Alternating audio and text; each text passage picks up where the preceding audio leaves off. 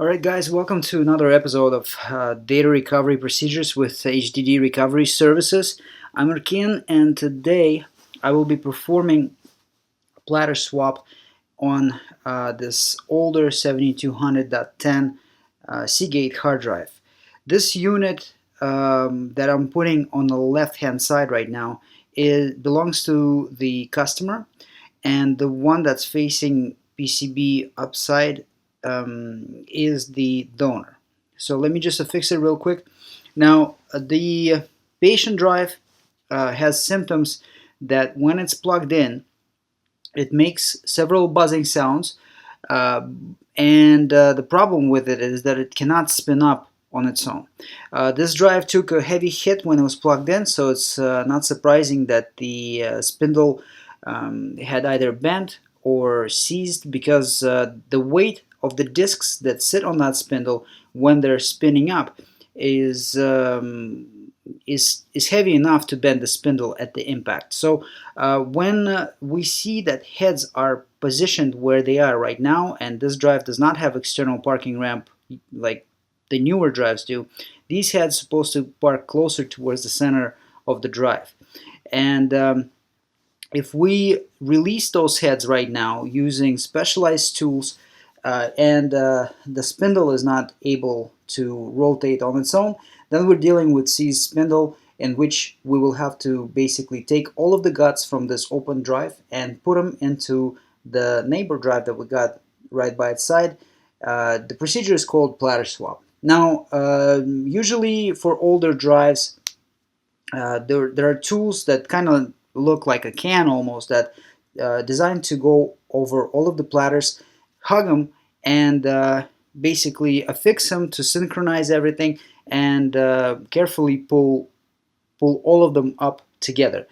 On these units, it's pretty much impossible, because if you look closer between the discs, there are these plastic blades, and they will prevent platter extraction tool from being able to reach the second disc even. And this unit has 3 discs inside, so the traditional tools don't work. So I'm going to use something a little bit not ordinary, and but in this case, this tool that I'm affixing right now is absolute must, because it is very easy to damage heads on this specific device if you don't have access to this tool. I want to stress over one thing, is that if you guys are watching this in hopes that you can try to do this at home and get your drive working again, I suggest not to go through the process by yourself. First of all, I'm working in a laminar flow bench right now, which purifies the air, as you can see in the reflection on top there. That's a HEPA filter that blows air into the box that I'm working in right now. So that allows, well, basically there are no contaminants that fall on top of the surface of this drive. If you work on a regular table, most likely some contamination will get in, and it will not end good. Aside from that, there's tons of other things, and as you can just see right now, the heads are lifted onto that little metal ramp that I inserted, so they are not contacting the disc surface. And I was trying to move the spindle, and the spindle was just not going at all. It's completely shut. So right now I have to take out pretty much all the parts that are inside of this drive, prepare the donor drive for head transplantation and platter transplantation, and hopefully we get this drive going. It's hard to predict how this procedure is going to go, but I've done it enough times to feel really confident that it can be done, and the drive should be functional at least long enough for me to be able to image it and extract all of the data that the customer would require. So if you guys need the service, and if you are in Vancouver, I'll post a link in the description where you can go and bring your hard drives directly to this place. And we work very closely with these guys. They do awesome board level, component level repairs on laptops and desktops and stuff like that. But hard drive recovery, especially the hardware stuff and physical recovery, is not something that they specialize in, so we assist them with that.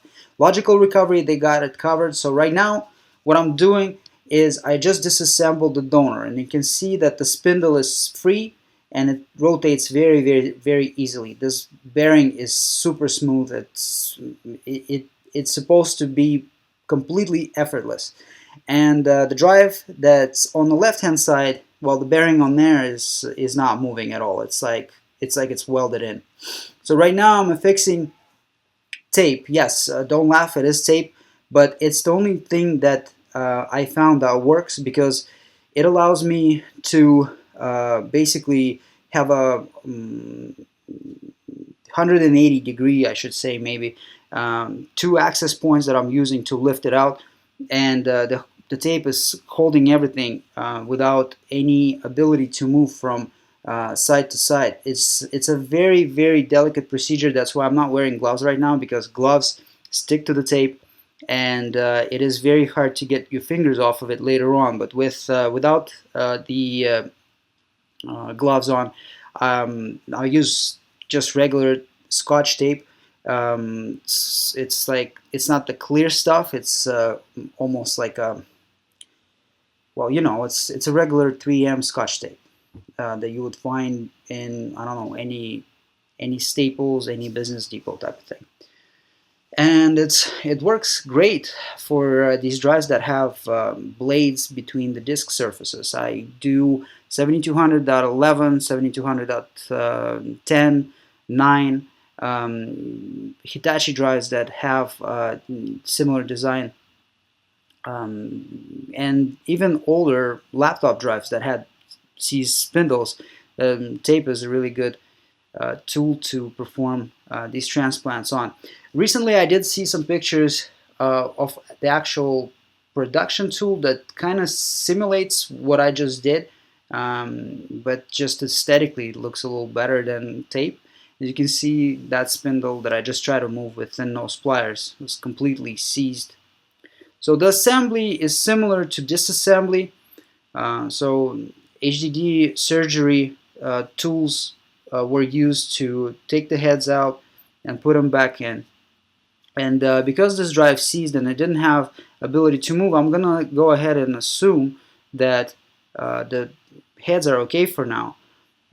So the only thing that we gotta do now is just remove the donor PCB and remove the original PCB, because the PCB has to be original on the transplant we just did. The donor PCB will not allow this drive to work.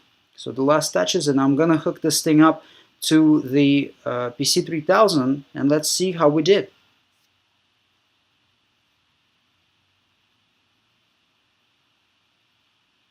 One last thing, please pay attention to the serial number, because that's what you're gonna see if this case is successful.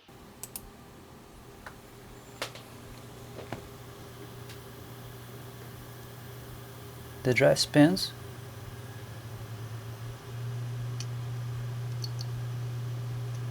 And then it instantly became ready, like without even slightest signs of clicking sounds.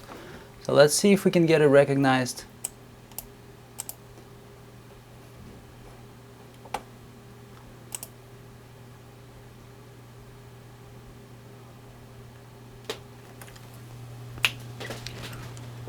And it is recognized, guys.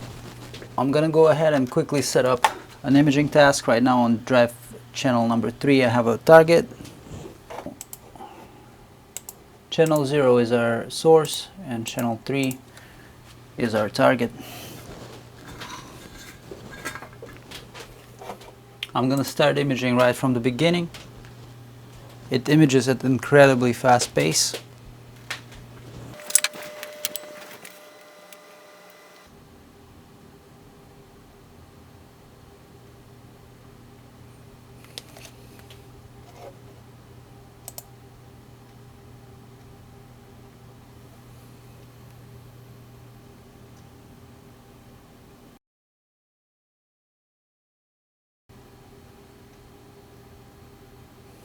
Beautiful result out of a drive that can't spin at all. Now it spins probably better than new. If you guys are in Vancouver, go to the description box and check out the guys that sent me this drive. They do amazing board level repairs. It's Friday, I'm a bit worn out, and I've been here since very early. I had a couple of tasks that I had to close. I've been here since 7. I was able to get the hard drive going, and right now it's probably around 3. This procedure was very common probably about 5, maybe 6, maybe 7 years ago. These drives were coming in high numbers, and this is something that we would do as frequently as working on Western Digital passports nowadays. I really would like to thank you guys for watching this episode. I think you might have learned something new today, or at least saw something interesting. I'll see you next time.